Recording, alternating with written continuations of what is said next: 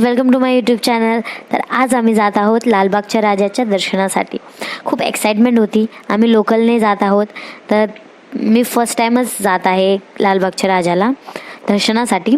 आणि खूप पाऊस पण होता त्या दिवशी, पण खूप गारवा होता, छान वाटत होतं।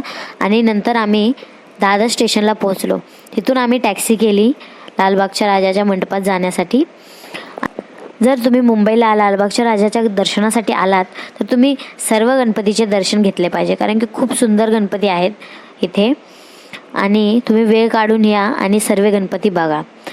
आणि त्यानंतर आम्ही ब्रिजपाशी उतरून 15 मिनिटाच्या डिस्टन्सवर आम्ही मंडपापाशी जात आहोत।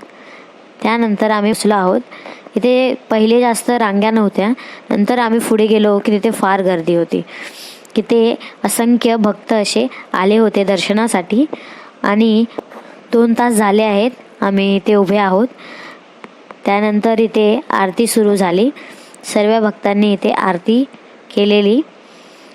त्यानंतर रांगेत उभे राहून राहून खूप थकून गेलेले सगळे, तर थोडं आम्ही पण खाऊन घेतलं। सर्वजण उभे राहून राहून थकलेले, तर सर्व खाली आरामात बसलेले। आणि तिथे आम्ही खूप मज्जा मस्ती करून वेळ आम्ही काढलेला। त्यानंतर आम्ही मध्ये पंडालात आम्ही पोहोचलो आणि खूप एक्साइटमेंट होत होती, कारण की आम्ही गणपती बाप्पाच्या फार जवळ होतो। आणि फायनली आम्ही त्यांना पाहिलं।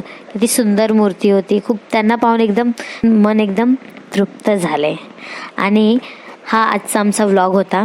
त्यानंतर आम्ही चिंतामणी गणपतीच्या दर्शनालाही निघालो, पण फार गर्दी होती म्हणून आमचे दर्शन काही झाले नाही। पण आम्ही तिथून बाहेरूनच दर्शन घेऊन तिथून निघालो। तर मित्रांनो, जर तुम्हाला माझा व्लॉग आवडला असेल तर व्हिडिओला लाईक करा, शेअर करा आणि या चॅनलला सबस्क्राईब करायला विसरू नका। थँक्यू।